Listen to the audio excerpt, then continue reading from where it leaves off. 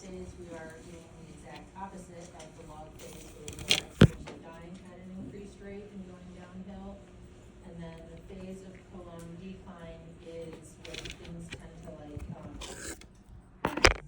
steady off more. We've had that big death come through, and now this is just like where we're at with everything, so we're able to survive. So, the lag phase. Now, we have 275 questions on that. Okay. The lag phase. This is one. There's no growth, but the microorganisms are preparing materials in preparation for growth, for division. Okay? So division isn't happening yet, growth isn't happening yet, but the microbes are preparing to undergo division.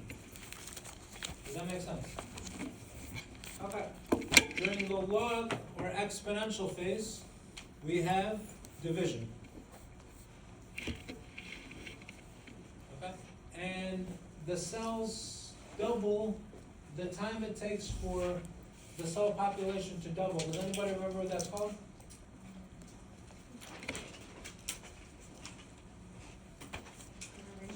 The generation time, yes. The time it takes for the population of cells to double.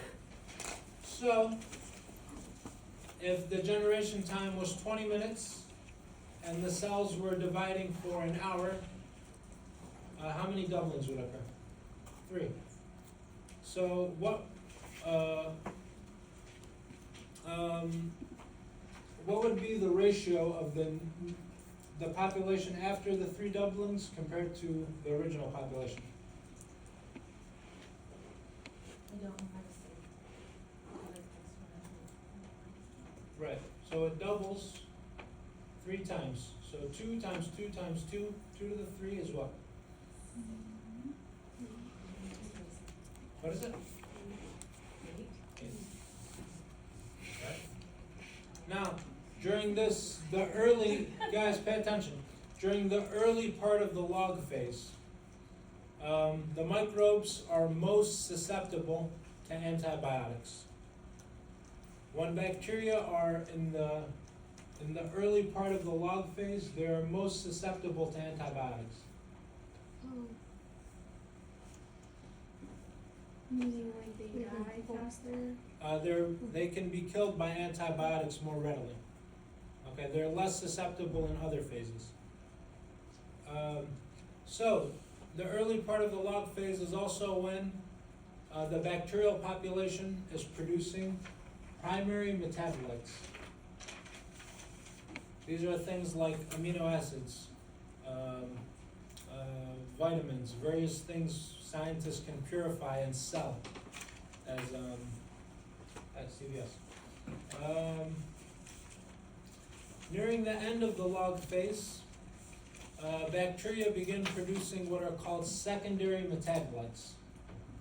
The most valuable of these are the antibiotics. So that's the log or exponential phase. During the stationary phase, we have cells that are dying, yet we don't see a decline. The reason for that, as Mary said, when a cell dies, it bursts, and that bursting of that cell provides nutrients for other cells that still allows them to divide. So as a whole, the population remains steady, constant in the number of cells. And then we have the death phase, where bacterial death exceeds bacterial division. The phase of prolonged decline. This can occur when there are a few cells from the original population that have evolved to become adapted to the new conditions. In other words, after everybody's dead, you've got a few survivors left, and they can survive in the new conditions that you've placed them in. Is that like how we get different strands of the flu every year, kind of a thing? That's more related to the phenomenon of antigenic shifting. Okay, never mind, I didn't know that. Yeah. Okay, yes.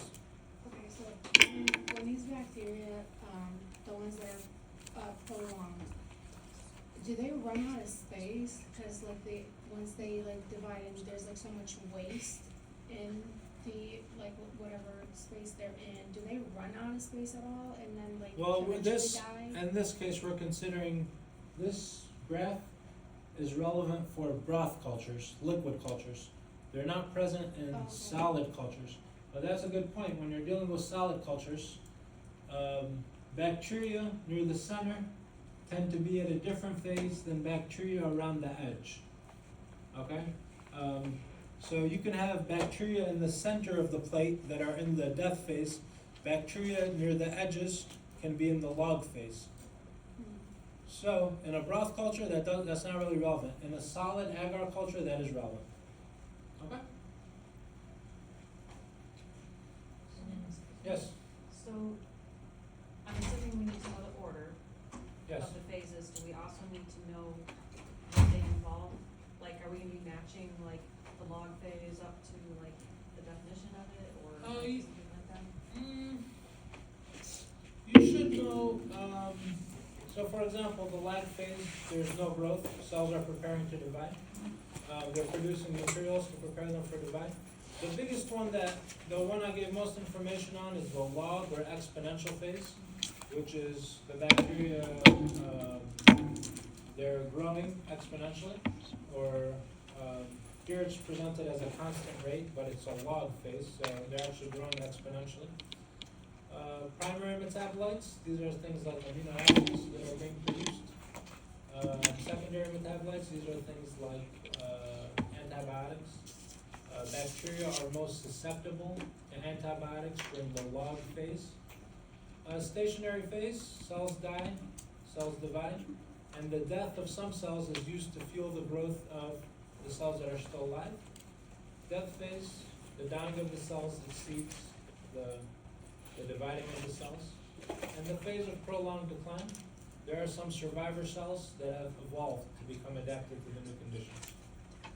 Yes, At what phase do they start producing the antibiotics? during the end of the log phase. So, look at the screen. During the end of the log phase, up here. Near the end of the log phase. This is the log phase. No, What- I get that, but I'm just saying like, cause they're producing that to kill off the weaker ones, correct? Or, They could be using it, bacteria naturally produce antibiotics when their division begins to slow down. So if you have a pure culture, it's not really gonna work on the other bacteria, but they still produce them anyway, because in a liquid broth culture, it's not representative of how they would actually behave in nature. But near the end of the log or exponential phase, they produce secondary metabolites, the most important of which are antibiotics. So these antibiotics are secondary metabolites. Yes, yes. Are you gonna say, sir? Just like why do they do that in nature? Well, one reason we can theorize is that as they recognize that their growth is coming to a halt, they begin to sense that nutrients are running low, and so they begin to compete with other bacteria, which in this case don't exist, because it's actually a closed system wherein nutrients are naturally limited and waste accumulate and so forth. So that's one hypothesis we can speculate on. But not particularly relevant at this time, so I don't want you guys to think about it too much. The lag phase, I already mentioned, these are when bacteria are preparing to divide. They're producing materials in preparation for cell division. The log phase, cells increase in size at a constant rate, but because it's a log scale, it looks linear. We mentioned primary metabolites, beginning of the log phase, secondary metabolites, end of the log phase. Bacteria are most susceptible to antibiotics near the end of the log phase.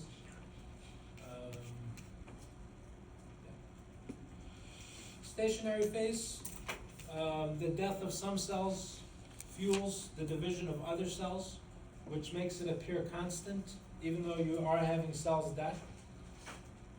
And the death phase, they're done. chemostats. They can maintain continuous growth. So a chemostat is a device. A chemostat is a device that removes nutrient or removes waste and continually adds nutrients. In other words, it's what's called an open system. An open system is something where you can basically let bacteria divide indefinitely. Make sense? What kind of nutrients does it have? It depends on what the bacteria prefer. E. coli can use practically glucose to synthesize all of its materials. That's why it's the best studied microorganism. Other bacteria, like Neisseria gonorrhea, the bacterium that causes gonorrhea is called Fastidious. It has very specific nutritional requirements. Okay, so the how precise you have to be with your nutrients depends on the individual bacteria.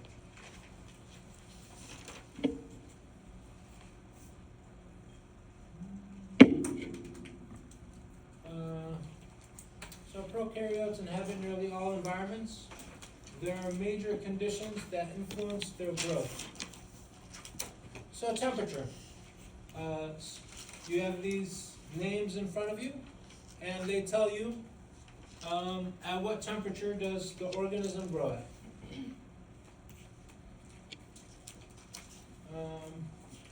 Should you have those matched up to memorize? Yes. No psychrophile, psychotroph, mesophile, thermophile, hyperthermophile. This is memorization. Know the oxygen ones too. And the pH, the pHs are easy. Neutrophile, pH of 5. Acidophile, below 5.5. And alkophile, above 8.5. Does anybody know an important neutrophile?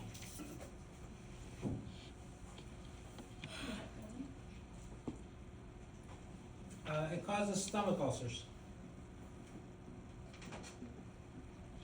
Who knows? When you go to the doctor and they want to check your stomach for to see if you have a stomach ulcer, what do they give you? What kind of test? What's that? They do a slope, right? Or Not right away. Is it the breath test for H. pylori? Yes, H. pylori, Helicobacter pylori. Okay, Helicobacter pylori is actually a neutrophile, even though it exists in the acidic environment of the stomach. Okay, how is it able to, why is it a neutrophile? It prefers neutral pHs, but it can survive in the acidic environment of the stomach. The reason is that it produces an enzyme called urease. Urease converts urea into ammonia and carbon dioxide. Okay? And as a result, it neutralizes some of the hydrochloric acid that the stomach produces, which makes the stomach more basic and that, or less acidic, which allows Helicobacter pylori to grow, where it removes some of the mucus lining the stomach, and that in turn, the acidic environment of the stomach causes stomach ulcers because there's no mucus to protect it. Okay. So know these, just memorization. Each species has a well-defined temperature range. So the same, basically just saying everything that's on the graph. Psychotrophs, you guys may have heard of psychopaths, I'm sure you have. They're often described as very cold. While psychotrophs prefer they prefer cold temperatures. Not as cold as psychrophiles, but still fairly cold nonetheless. 20 degrees to 30 degrees Celsius. Hyperthermophiles, that should be obvious. They prefer very high temperatures, and they're usually members of archaea.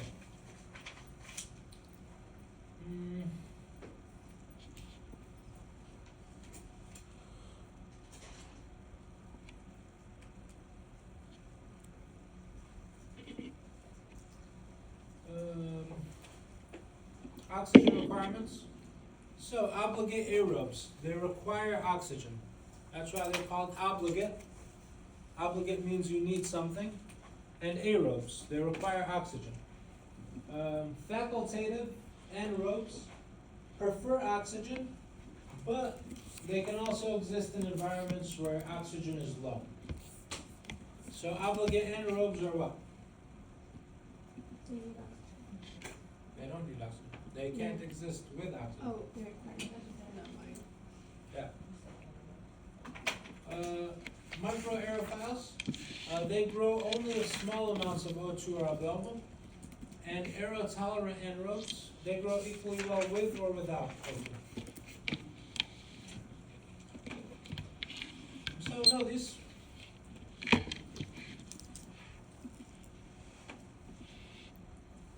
Water availability. All microorganisms require water for growth. So if sugars and salts dissolve in something, that's going to limit the water availability. Has anyone ever heard of drying meat or salted meat or cured meat? The principle behind those is that you add a lot of salt to the meat, and as a result, that causes the water to leave the substance, the meat, and that creates an environment that's too dry for bacteria to live in. Okay. Has anybody ever been to Prime and Proper? I have. Yeah, so you guys know they have dry aged steaks outside when you walk into the restaurant. They do something similar. Some microbes can withstand and even require high salt. So those are called the halophiles. Halotolerant, halo refers to salt. Halotolerant means they can exist, they can survive in somewhat higher salt concentrations. The reason for that high salt concentration killing cells is that it creates, if you guys remember, a hypertonic environment where water leaves the cell. And when water leaves the cell that has a cell wall, you get the phenomenon of plasmolysis, where the plasma membrane detaches from the cell wall. Okay, why do you guys think honey has such a long shelf life? Who knows? Why does honey last so long? Why don't bacteria? It's naturally antibiotic, isn't it? What's that? It's like naturally, it doesn't like bacteria, like it's doesn't like naturally. Why can't bacteria grow in honey? Very well. That's a good question. I don't know which part. It's a very high sugar content. When you have that much sugar, it will kill bacterial cells.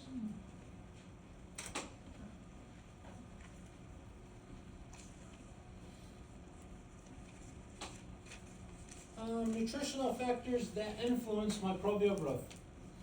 Prokaryotes have a remarkable metabolic diversity. We covered this last time. They require nutrients to synthesize their cellular components. So these include required elements, growth factors, energy sources, and nutritional diversity.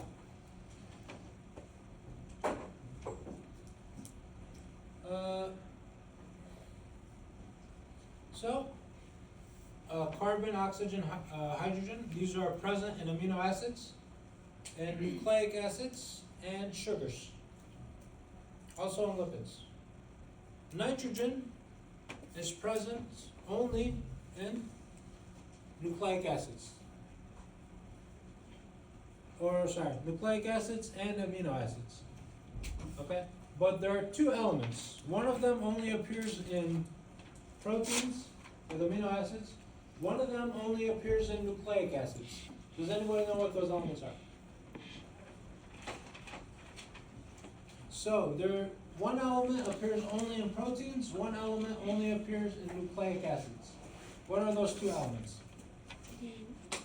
DNA is one of them, but what is the element that only appears in DNA? That doesn't appear in proteins. Is it like the letters, like the A, T, and C, G, F, probably wrong? No. Not deoxyribose. It's an element, not a sugar. Yeah. What's that? Not carbon. It is phosphate. Proteins have phosphate. Okay? Or sorry, nucleic acids, sorry. What was Protein that? does not have. Nucleic acids have phosphate. Proteins have sulfur. Okay? So there's two amino acids that both have a sulfur group. Sulfur is found in proteins. It's not found in nucleic acids like DNA and RNA. Phosphate is found in nucleic acids like DNA and RNA. It's not found in proteins. Yeah. Okay, is this saying that this is what they need to grow? Like they need Yeah, these these are elements? these are the elements that are required for growth of microorganisms. So this doesn't apply to everything, this just applies to like certain bacteria, or is No, this this is everything? true for all microorganisms. They all require this. Yeah. So is this The major ones were schnapps. Do you guys remember schnapps? Yes. Carbon, hydrogen, nitrogen, oxygen, phosphorus, sulfur. You guys don't remember sulfur, phosphorus, potassium, magnesium, calcium, iron. Right? Those are the ions, right? Yeah. Potassium, magnesium. Well, these are elements, ions of their charge. But magnesium, for example, is an element that you would use if you were doing polymerase chain reaction. Do you guys remember PCR? Talked about it? Yes, PCR. PCR is used in the polymerase chain reaction because the enzyme that fuels PCR, DNA polymerase, requires magnesium. Okay, calcium is a nutrient. Supposedly helps you get taller. Iron is participates in warfare between our bodies and bacteria. Our bodies have proteins like lactoferrin. They bind to iron, and they prevent bacteria from using it to grow. As a result, they have the bacteria die. So iron, when we discuss the immune system, we'll discuss more of iron's role in the immune system. Some microbes cannot synthesize certain molecules. They only grow if these growth factors are available in the medium. They reflect the biosynthetic capabilities of the organism. If one bacteria needs a particular amino acid to grow, let's say two bacteria require a particular amino acid to grow. One of them can synthesize the amino acid on its own. The other one can't synthesize the amino acid on its own. So, the one that can't synthesize it, it needs that amino acid to be present in the medium. The one that can synthesize it, you don't need to provide that nutrient in the medium. Make sense? Let me give you guys an example. What's up? Oh, I just didn't hear you. Let me give you guys an example. Let's say Mia and Janelle both want to make chocolate chip cookies. Okay? But Janelle doesn't have eggs at home, and Mia does. So they both need the eggs, but Mia already has them. You don't need to give them to her. Janelle doesn't have them. So when you're making a medium, like an agar plate, in order to grow a particular bacterium on there, you need to provide what it can synthesize on its own.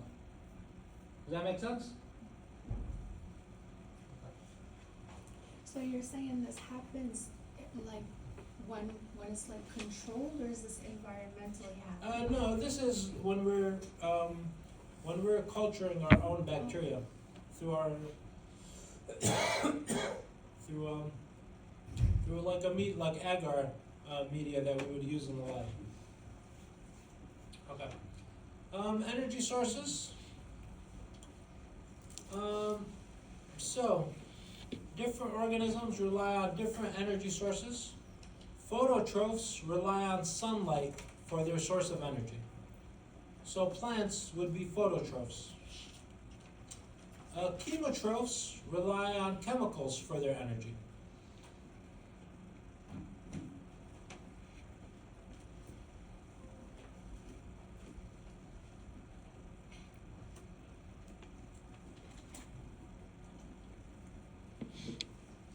So you guys will also hear about heterotrophs versus autotrophs. Autotrophs use carbon dioxide as their source of energy. Heterotrophs use organic compounds. So know the difference between the two. Plants, as we mentioned, the process of photosynthesis use sunlight and CO2. They function as photoautotrophs.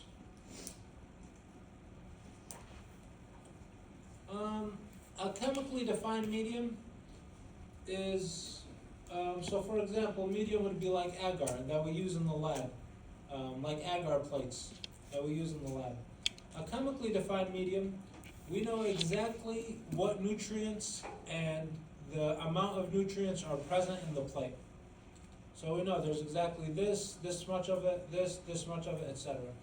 A complex media or medium, we don't know exactly what nutrients are present or in what proportions they're present in, because it's not necessary to know.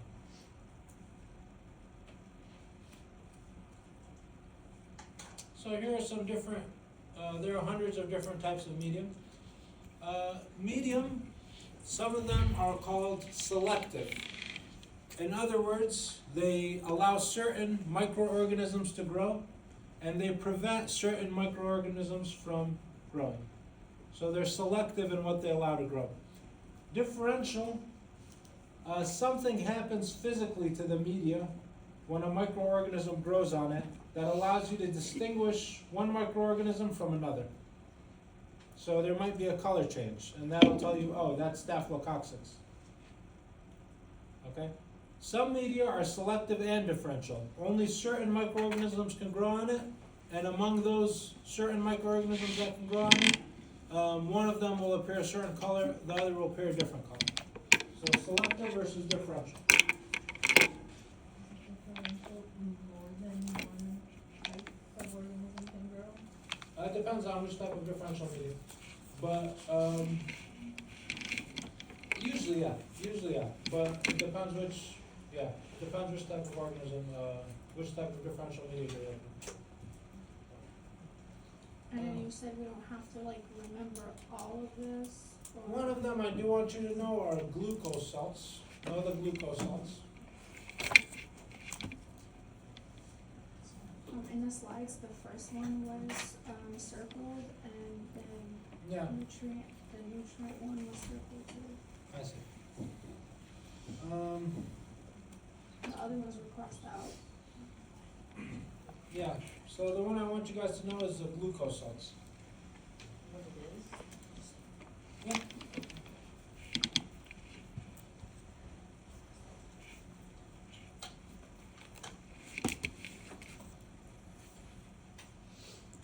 So we just discussed this, but if you want to review it, you can look at it.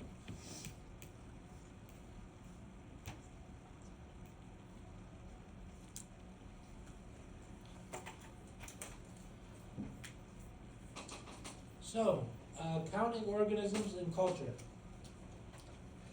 Some methods count living or viable cells. Some count the total number of cells that are dead or alive. Some measure some sort of microbial cell product that is released into the culture environment.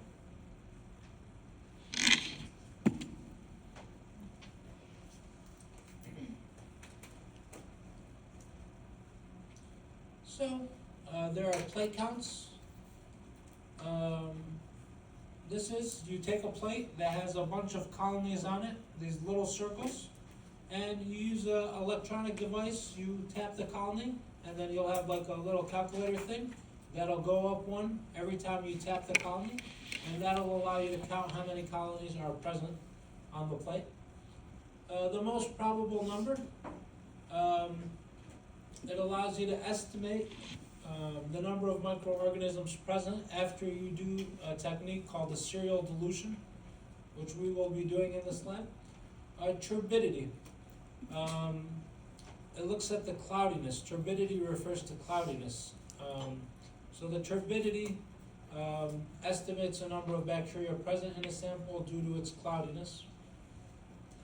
And then there's acid and gas production, which will, they're used to detect growth, particularly of bacteria that ferment lactose.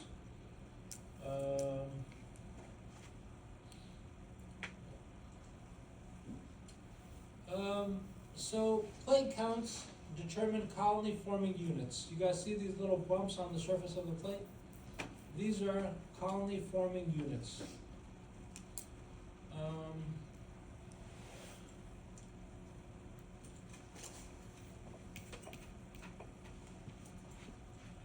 To do this, you spread bacteria onto a plate using this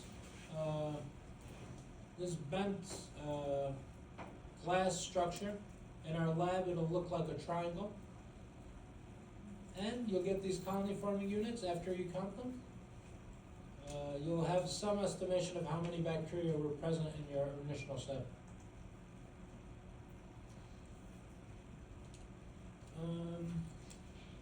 So here's some images. You can look at the cloudiness of the bacteria. You place the solution in a spectrophotometer, and it'll tell you how many bacteria roughly are present in your sample.